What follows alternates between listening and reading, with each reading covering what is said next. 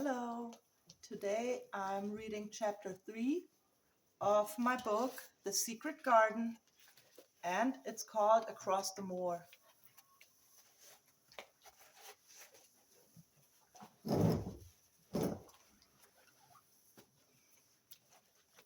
Across the moor.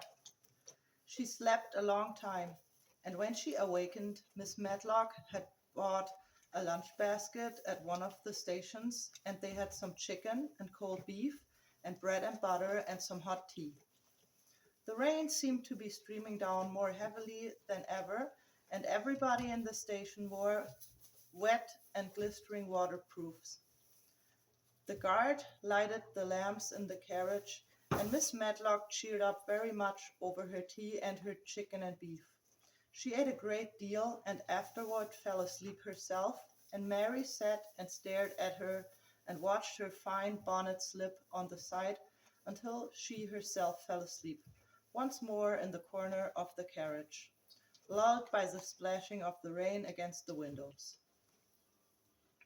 It was quite dark when she awakened again. The train had stopped at the station, and Miss Medlock was shaking her. "You have had a sleep," she said. "It's time to open your eyes. We're at Tware Station, and we've got a long drive before us." The station was a small one, and nobody but themselves seemed to be getting out of the rain. The station master spoke to Miss Medlock in a rough, good-natured way, pronouncing his words in a queer, broad fashion, which Mary found out afterwards was Yorkshire. "I see thou got back," he said, "and thou's brought young one with thee." That's heavy. "Aye, that's her," answered Miss Medlock, speaking with a Yorkshire accent herself, and jerking her head over her shoulder towards Mary. "How's this missus?" "Well enough. She carry its waitin' outside for them." A brougham stood in the road before the little outside platform. Mary saw that it was a smart carriage and that it was a smart footman who helped her in. His long waterproof coat and the waterproof covering of his hat were shining and dripping with rain, as everything was, the burly station master included. When he shut the door, mounted the box with the coachman, and they drove off, the little girl found herself seated in a comfortable, cushioned corner, but she was not inclined to go to sleep again. She sat and looked out of the window, curious to see something of the road over which she was being driven to the queer place Miss Medlock had spoken of. She was not at all a timid child, and she was not exactly frightened, but she felt that there was no knowing what might happen in a house with 100 rooms nearly all shut up, a house standing on the edge of a moor. "What is a moor?" she said suddenly to Miss Medlock. "Look out of the window in about 10 minutes and you'll see," the woman answered.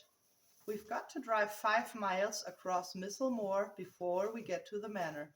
You won't see much because it's a dark night, but you can see something." Mary asked no more questions, but waited in the darkness of her corner, keeping her eyes on the window.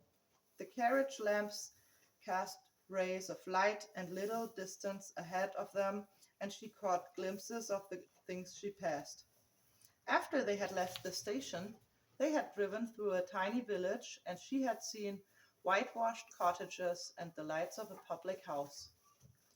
Then they had passed a church and a garage and a little shop window or so in a cottage, with toys and sweets and odd things set out for sale.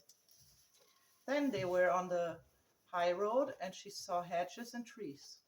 After that, she seemed nothing different for a long time, or at least it seemed as long time to her. At last the horses began to go more slowly, as if they were climbing uphill, and presently there seemed to be no more hedges and no more trees.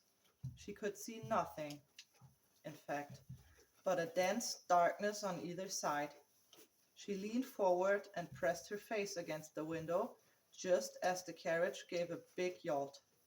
"Oh, we're on the moor now, sure enough," said Miss Medlock. The carriage lamps shed a yellow light on a rough-looking road, which seemed to be cut through bushes and low-growing things, which ended in the great expanse of dark apparently spread out before and around them. A wind was rising and making a singular wild rushing sound. It's it's not the sea, is it?" said Mary, looking around at the companion. "No, not it," answered Miss Medlock. "Not. It isn't fields nor mountains. It's just miles and miles and miles of wild land that nothing grows on but heather and gorse and broom, and nothing lives on but wild ponies and sheep." "I feel as if it might be the sea, if there were water on it," said Mary. "It sounds like the sea just now." "That's the wind blowing through the bushes," Miss Medlock said. "It's a wind, dreary enough place to my mind, though there's plenty that likes it, particularly when the heather's blooming." On and on they drove through the darkness, and through the rain stopped. The wind rushed by, the whistled, and made strange sounds.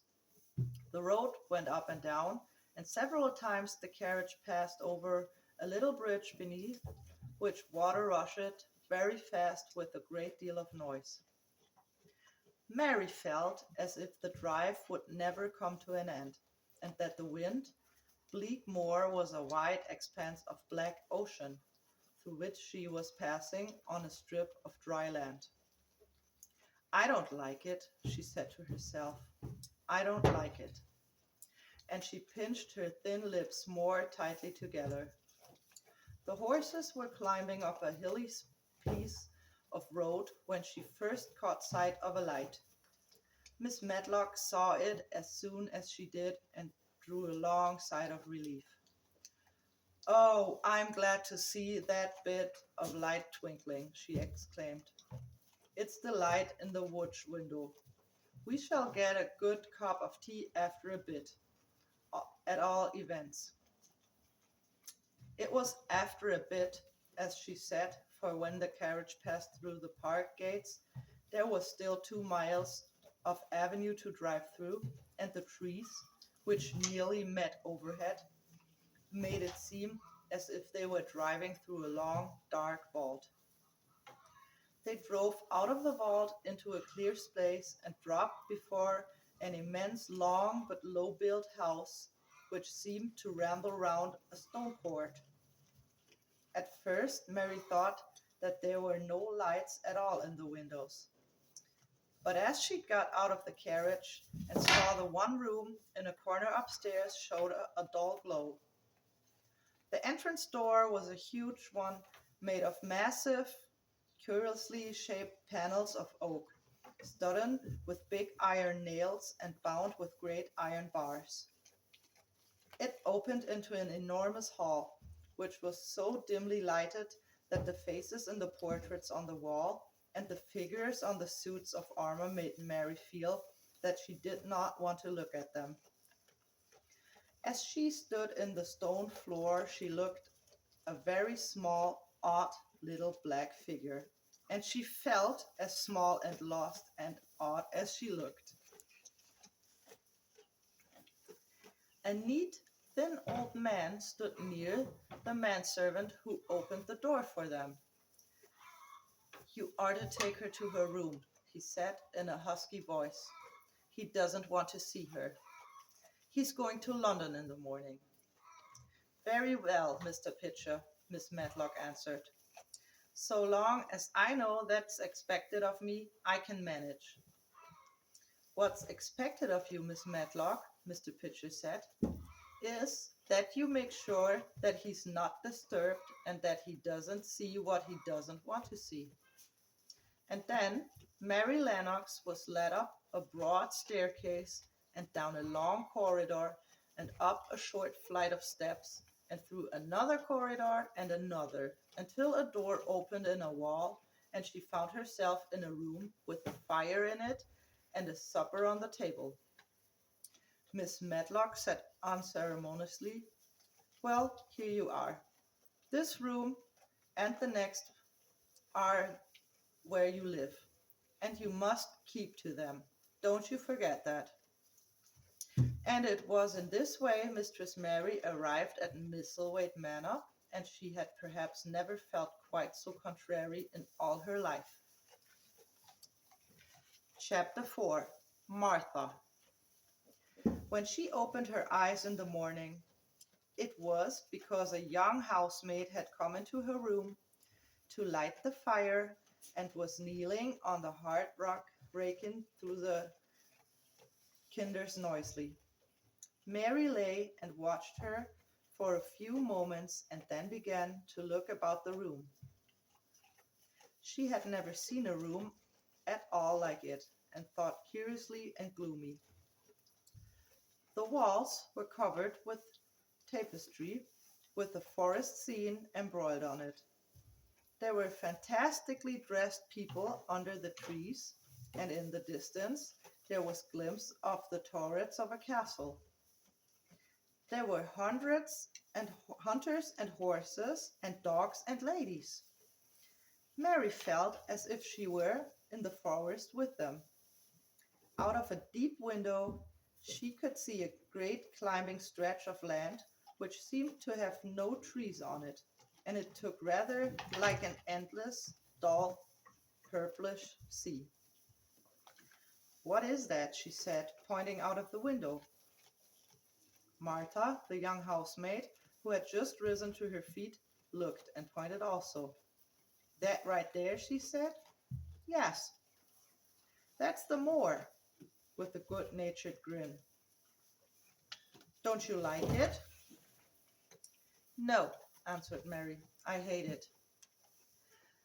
"That's because you're not used to it," Martha said, going back to her heart. "You think it's too big and bare now, but you will like it." "Do you?" inquired Mary. "Aye, that I do," answered Martha, cheerfully polishing away the grate. "I just love it. It's none bare. It's covered with growing things and smells sweet. It's fair lovely in spring and summer, and when grows broom and heather's in flower, it smells like honey, and there's such a lot of fresh air, and the sky looks so high, and the bees and skylarks make such a noise, humming and singing. Oh, I wouldn't want to live away from the moor for anything." Mary listened to her with a grave, puzzled expression. The native servants she had been used to in India were not in the least like this. They were obsequious and servile and did not presume to talk to their masters as if they were their equals. They made salams and called them protector of the poor and names of that sort. Indian servants were commanded to do things, not ask. It was not the custom to say please and thank you, and Mary had always slapped her ayah in the face when she was angry. She wondered a little what this girl would do if one slapped her in the face. She was a round, rosy, good-natured looking creature, but she had a sturdy way which made Mistress Mary wonder if she might not even slap back, if the person who slapped her was only a little girl. "You are a strange servant," she said from her pillows, rather haughtily. Martha sat up on her heels, with her blacking brush in her hand, and laughed, without seeing the least out of temper. "Oh, I know that," she said. "If there was a grand missus at Misselthwaite, I would never have been even one of the under housemaids. I might have been let to be scullery maid, but I'd never have been let upstairs. I'm too common, and I talk much Yorkshire. But this is a funny house, for all it's so grand. Seems like there's neither master nor mistress, except Mr. Pitcher and Miss Matlock. Mr. Craven, he won't be troubled about anything. When he's here, and he's nearly always away, Miss Matlock gave me the place out of kindness. She told me she could never have done it if Misselthwaite has been like other big houses. Are you going to be my servant? Mary asked, still in her imperious little Indian way. Martha began to rub her grate again. I'm Mrs. Matlock's servant, she said sturdily, and she is Mr. Craven's. But I'm to do the housemaid's work up here and wait on you a little bit. But you won't need much waiting on. Who's gonna dress me? Demanded Mary. Martha sat up on her heels again and stared. She spoke in broad Yorkshire in her amazement. Can't you dress yourself? She said. What do you mean? I don't understand your language, said Mary. Oh, I forgot, Martha said. Miss Matlock told me I'd have to be careful or you wouldn't know what I was saying. I mean, can't you put on your own clothes? No, answered Mary. I never did in my life. My ayah dressed me, of course.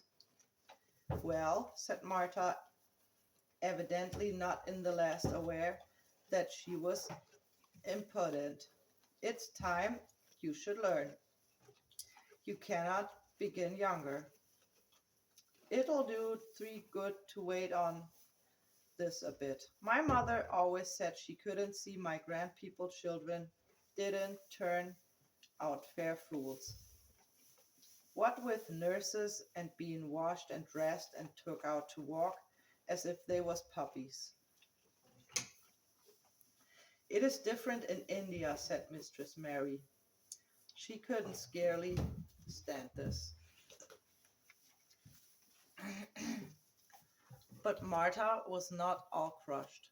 Oh, I can see it's different, she answered almost sympathetically. I dare say it's because there's such a lot blacks there instead respectable white people. Then I heard you was coming from India. I thought you was black too. Mary sat up in bed furious. What? She said. What? You thought I was a native? You daughter of a pig. Martha stared and looked. Who are you calling names? She said. That's not the way for a young lady to talk. I've nothing against the blacks. When you read about them in tracts, they're always very religious. You always read as a black man as a brother. I've never seen a black, and I was fair pleased to think I was gonna see one close. You thought I was a native? You dared. You don't know anything about natives. They're not people. They're servants who must salam to you. You know nothing about India. You know nothing about anything. She was in such a rage and felt so helpless before the girl's simple stare, and somehow she suddenly felt so horribly lonely and far away from everything she understood, and which understood her, that she threw herself face downward on the pillows and burst into passionate sobbing. She sobbed so unrestrainedly that good-natured Yorkshire Martha was a little frightened and quite sorry for her. She went to the bed and bent over her. Oh, you mustn't cry like that here, she begged. You mustn't for sure. It's now you'd be vexed. I don't know anything about anything, just like you said. I beg your pardon, miss. Do stop crying, please. There was something comforting and really friendly in her queer Yorkshire speech and sturdy way which had a good effect on Mary. She gradually ceased crying and became quiet. Martha looked relieved. It's time for us to go now, she said. Miss Medlock said I was to carry the breakfast and tea and dinner into the room next to this. It's been made into a nursery for you. I'll help you with your clothes if that's all you get out of bed.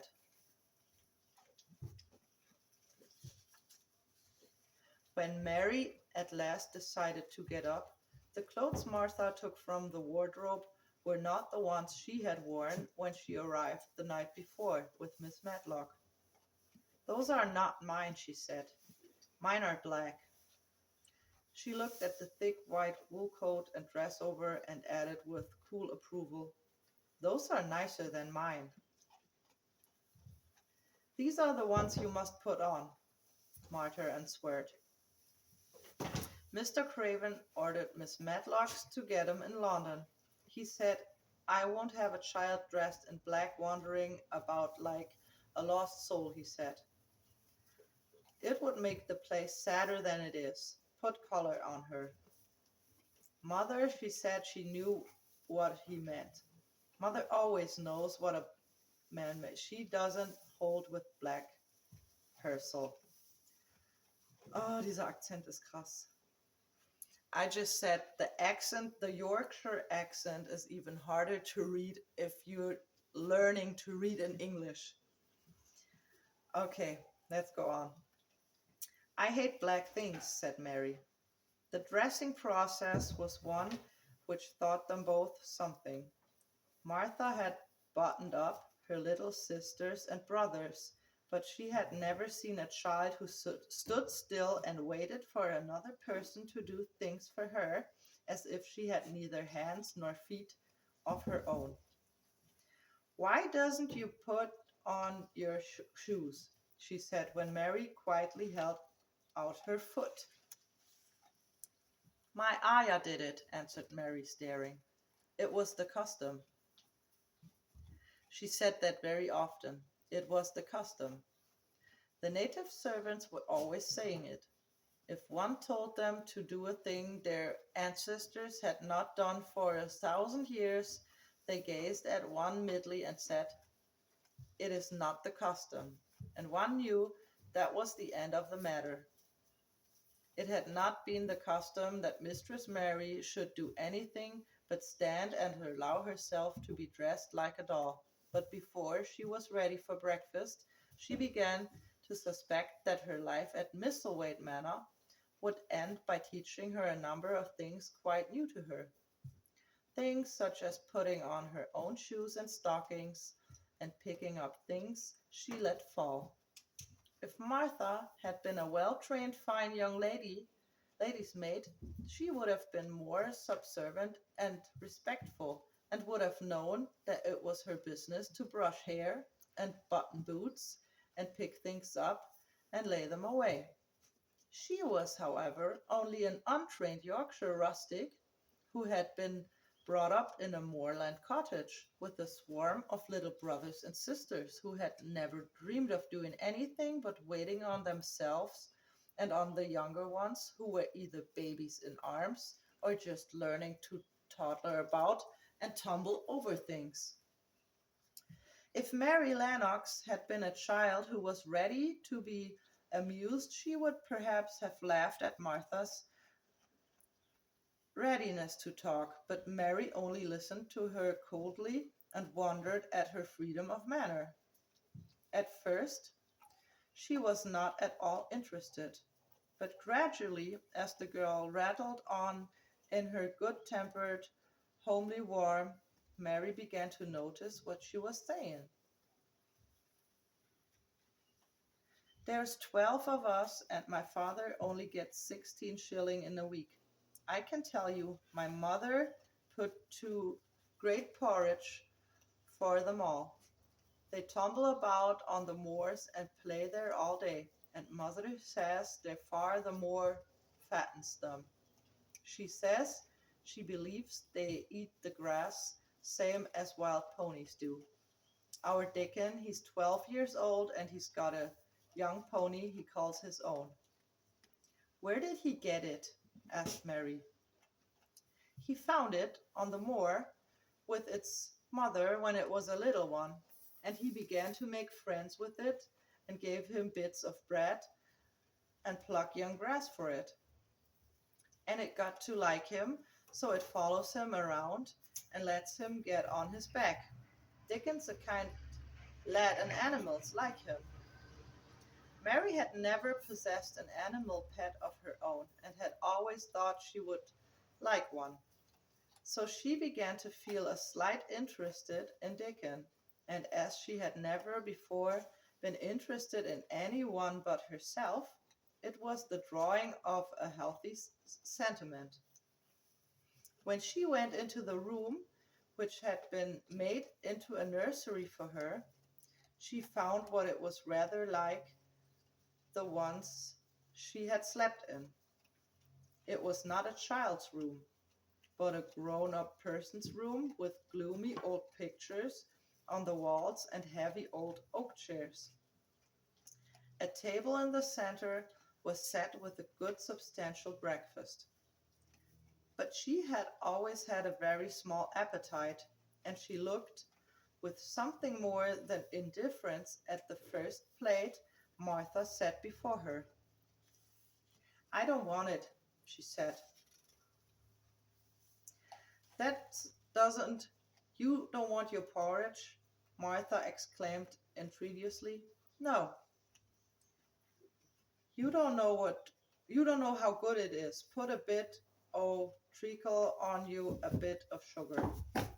I don't want it, repeated Mary. Oh, said Martha.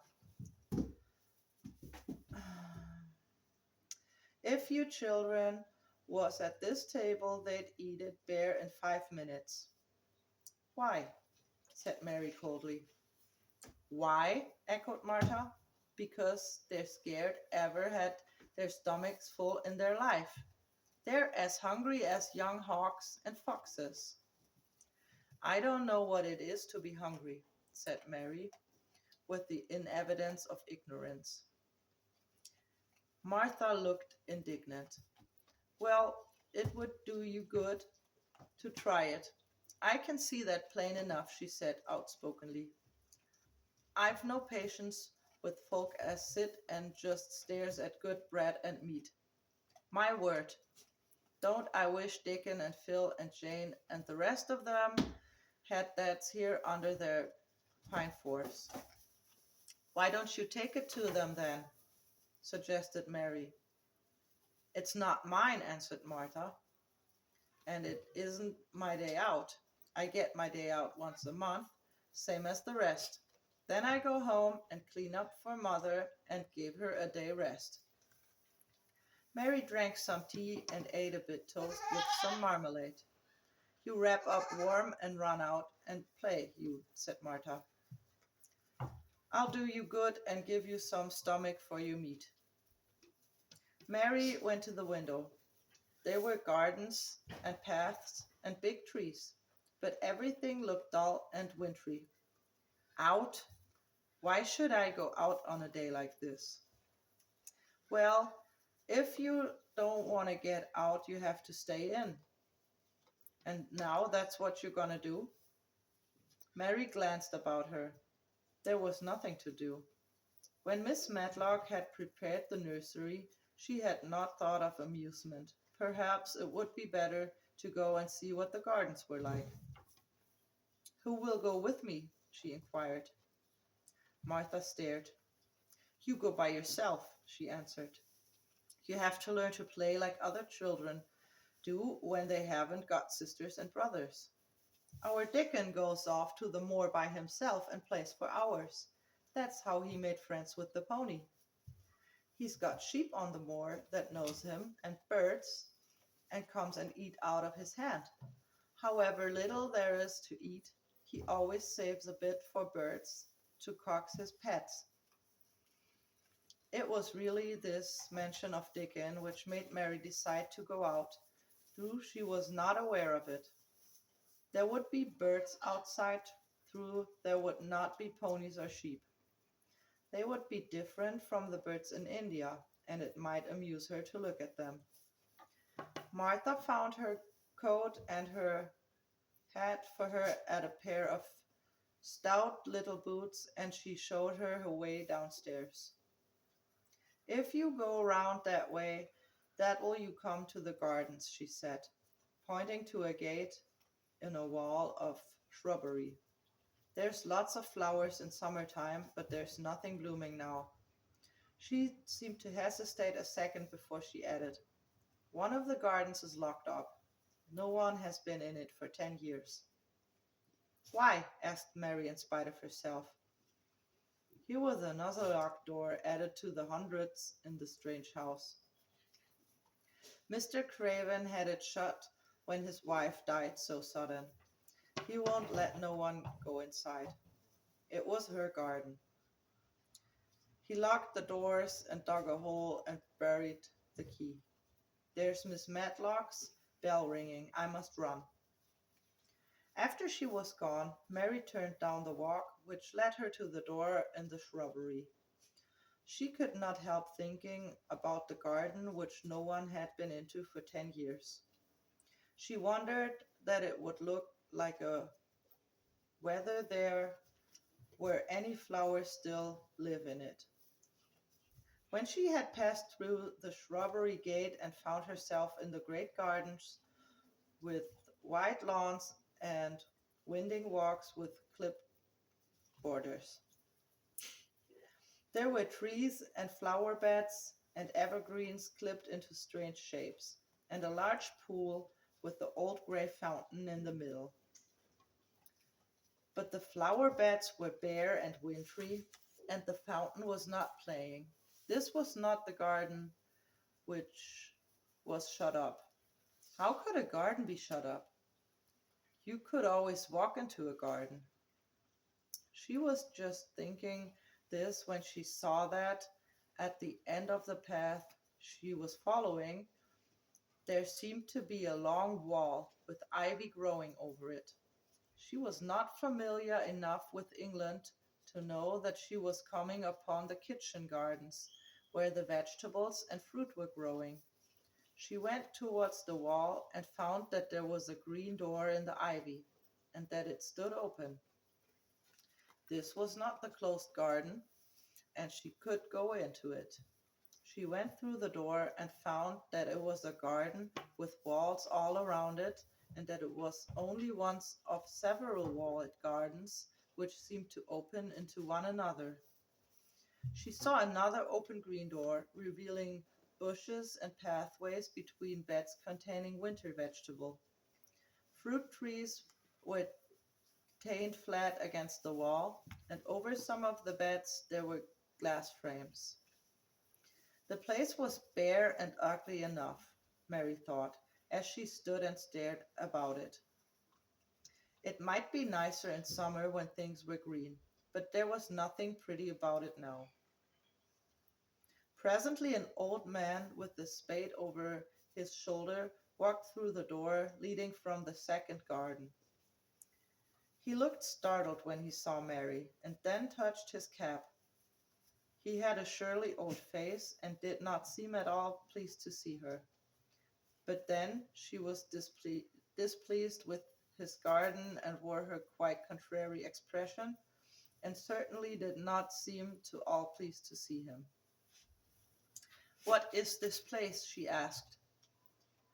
One of the kitchen gardens, he answered. What is that? Said Mary, pointing through the other green door. Another of them. There's another on the other side of the wall, and another one on the other side of that. Can I go in them? Asked Mary. If you like to, but there's nothing to see. Mary made no response. She went down the path and thought the second green door. There she found more walls and winter vegetables and glass frames, but in the second wall there was another green door, and it was not open. Perhaps it led into the garden which no one had seen for 10 years. As she was not at all in time child and always did what she wanted to do, Mary went to the green door and turned the handle. She hoped the door would not open because she wanted to be sure she had found the mysterious garden. But it did open quite easily, and she walked through it and found herself in an orchard. There were walls all around it also, and trees trained against them. And there were bare fruit trees growing on the winter-browned grass. But there was no green door to be seen anywhere.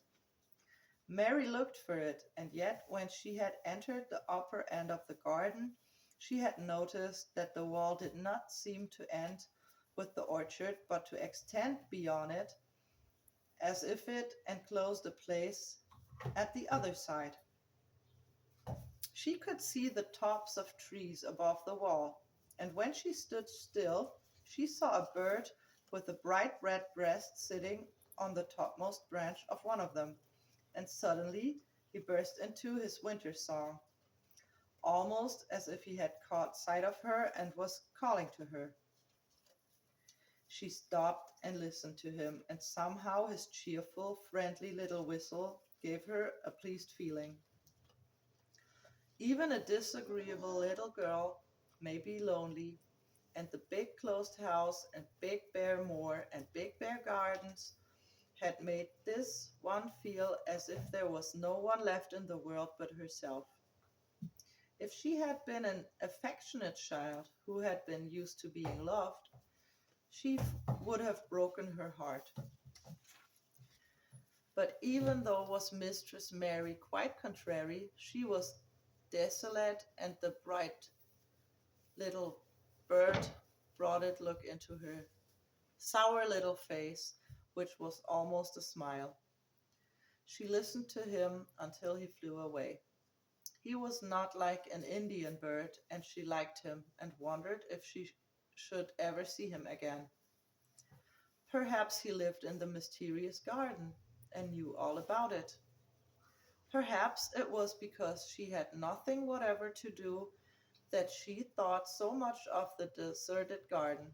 She was curious about it and wanted to see what it was like. Why had Mr. Archibald Craven buried the key? If he had liked his wife so much, why did he hate her garden? She wondered if she should ever see him, but she knew that if she did, she should not like him, and he would not like her, and that she should only stand and stare at him and say nothing, though she should be wanting dreadfully to ask him why he had done such a queer thing. People never like me, and I never like people, she thought. And I never can talk as the Crawford children could. They were always talking and laughing and making noises. She thought of the robin and of the way he seemed to sing his song at her, and as she remembered the treetop he peeped to the stopped rather suddenly on the path. I believe that tree was in the secret garden. I feel sure it was, she said. There was a wall around the place, and there was no door. She walked back into the first kitchen garden she had entered and found the old man digging there. She went and stood beside him and watched him a few moments in her cold little way. He took no notice of her, and so at last she spoke to him. I have been into the other gardens, she said. There's nothing to prevent you, he answered. I went into the orchard. There was no dog at the door to bite you, he answered. There was no door where into the other garden, said Mary. What garden? He said in a rough voice, stopping his digging for a moment. The one on the other side of the wall, answered Mistress Mary. There are trees there. I saw the tops of them. A bird with a red breast was sitting on one of them, and he sang. To her surprise, the surly old weather-beaten face actually changed his expression. A slow smile spread over it, and the gardener looked quite different. It made her think that it was curious how much nicer a person looked when they smile. She had not thought of it before. He turned about to the orchard side of his garden and began to whistle, a low, soft whistle.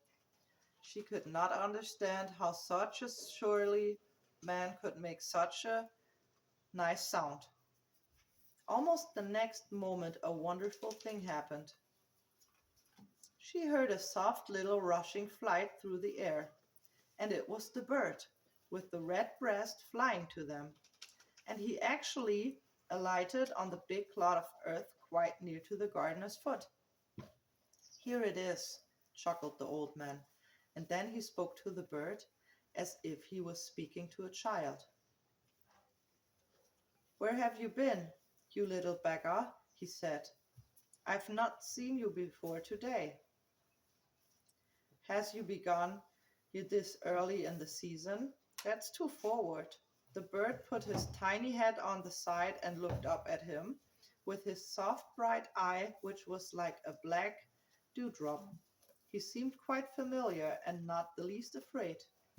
He hopped about and pecked the earth briskly, looking for seeds and insects. It actually gave Mary a queer feeling in her heart, because he was so pretty and cheerful and seemed so like a person. He had a tiny plump body and a delicate beak and slender delicate legs. "Will he always come when you call him?" she asked almost in a whisper. "Aye, that he will. I've known him ever since he was a fledgling. He come out of the nest in the other garden, and when first he flew over the wall and was too weak to fly back for a few days, and we got friendly.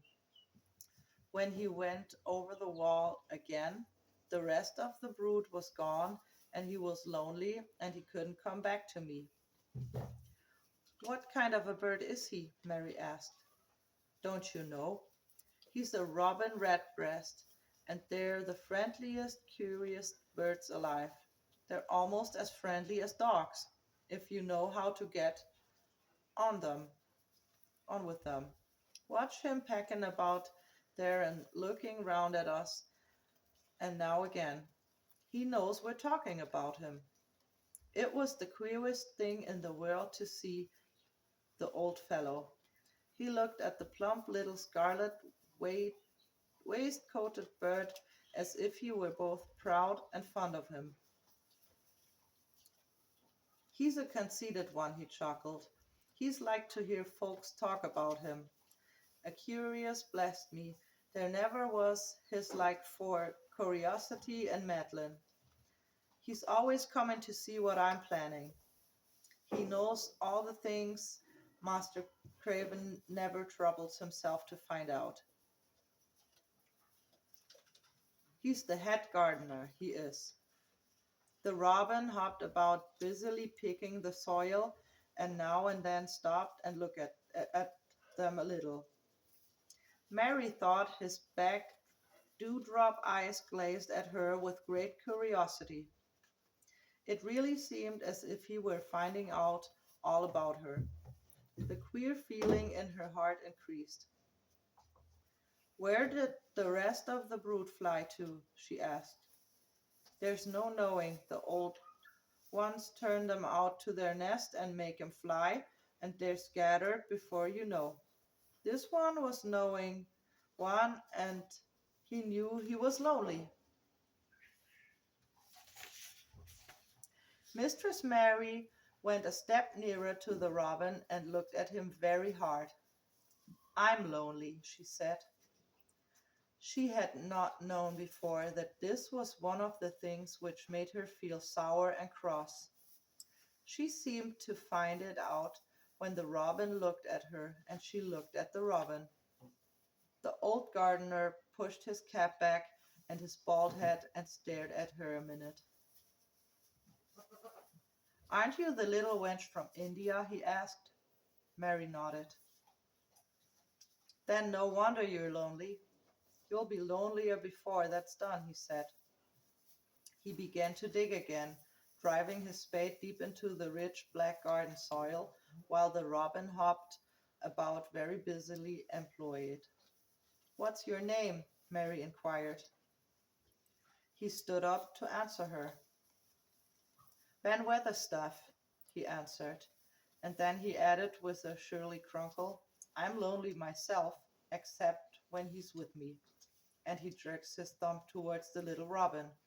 He's the only friend I've got.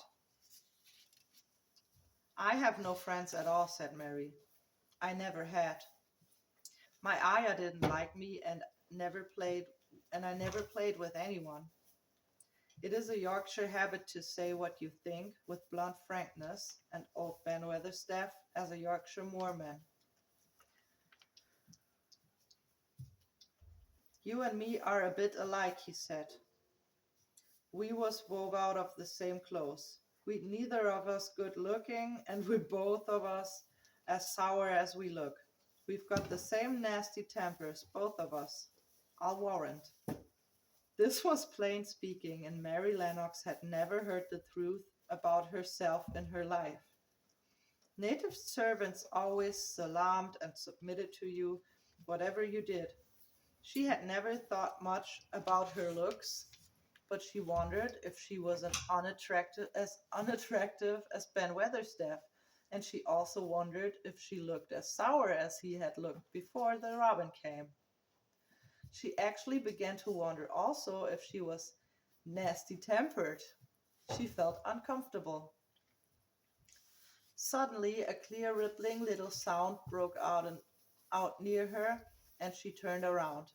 She was standing a few feet from a young apple tree, and the robin had flown onto one of its branches and had burst out into a scrap of a song. Ben Weatherstaff laughed outright. What did he do that for? Asked Mary.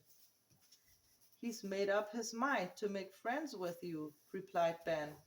Dang me if he hasn't took a fancy to you. To me? Said Mary, and she moved towards the little tree softly and looked up. Would you make friends with me? She said to the robin, just as if she was speaking to a person. Would you? And she did not say it either in her hard little voice or in her imperious Indian voice, but in a tone so soft and eager and coaxing that Ben Weatherstaff was as surprised as she had been when she heard him whistle. Why, he cried out, you said that a nice and human as if you was a real child instead of a sharp old woman. You said it almost like Dickon talks to his wild things on the moor. Do you know Dickon? Mary asked, turning around rather in a hurry. Everybody knows him. Dickon's wandering about everywhere. The very blackberries and heater bells know him. I warrant you foxes show him where the cubs lie, and the skylarks doesn't hide their nests from him. Mary would have liked to ask some more questions. She was almost as curious about Dickens as she was about the deserted garden. But just that moment, the robin who had ended his song gave a little shake of his wings, spread them, and flew away. He had made his visit and had other things to do now. He has flown over the wall, Mary cried out, watching him. He has flown into the orchard. He has flown across the other wall into the garden where there is no door. He lives there, said old Ben. He came out to you here. If he's courting, he's making up to some young madame of a robin that lives among the old rose trees there. Rose trees, said Mary. Are there rose trees? Ben Weatherstaff took up his spade again and began to dig. There was 10 years ago, he mumbled. I would like to see them, said Mary. Where's the green door? There must be a door somewhere. Ben drove his spade deep and looked as uncompanionable as he had looked when she first saw him. There was 10 years ago, but there isn't now, he said. No door, cried Mary. There must be. None as anyone can find, and none as if anyone's business. Don't you be a meddlesome Welsh and poke your nose where it's not caused to go. There I must go on with my work. Get you gone and play you. I've no more time. And he actually stopped digging, threw his spade over his shoulder and walked off, without even glancing at her or saying goodbye.